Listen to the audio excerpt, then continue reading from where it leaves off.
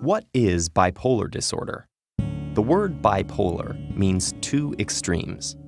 For the many millions experiencing bipolar disorder around the world, life is split between two different realities, elation and depression.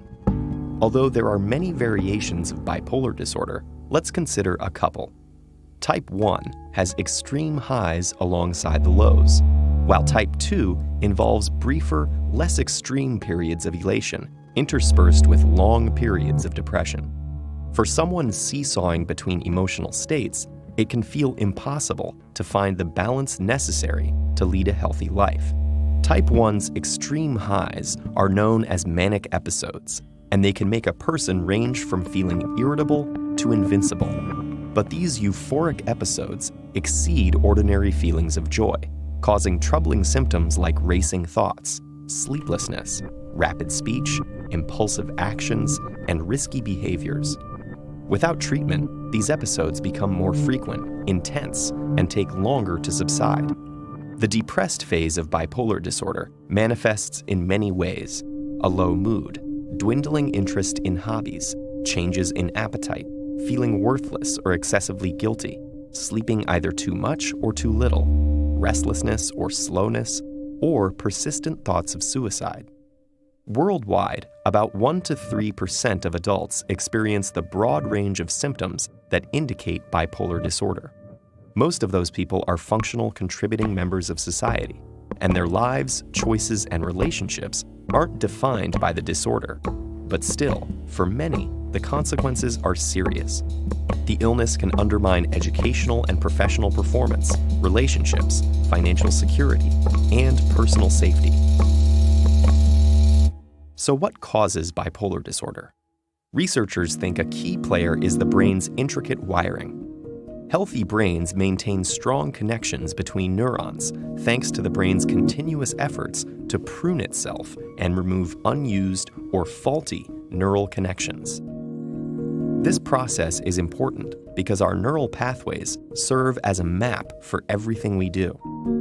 Using functional magnetic resonance imaging, scientists have discovered that the brain's pruning ability is disrupted in people with bipolar disorder.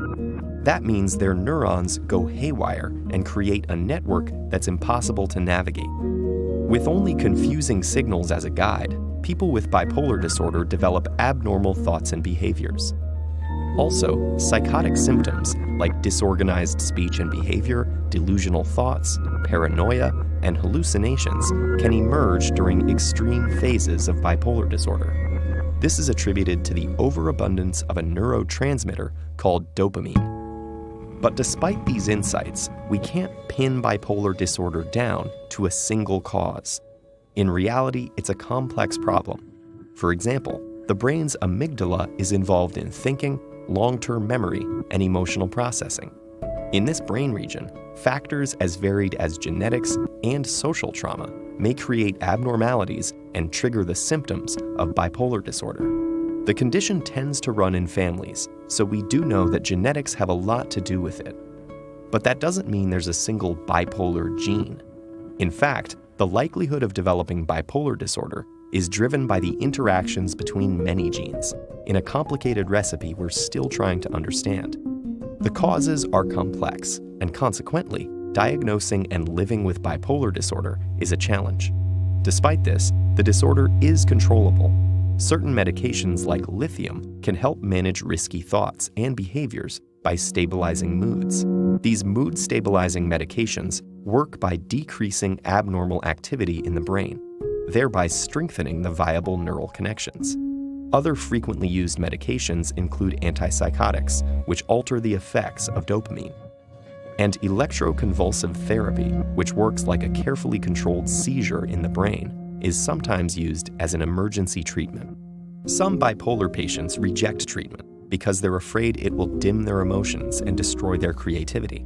But modern psychiatry is actively trying to avoid that. Today, doctors work with patients on a case-by-case basis to administer a combination of treatments and therapies that allows them to live to their fullest possible potential. And beyond treatment, people with bipolar disorder can benefit from even simpler changes.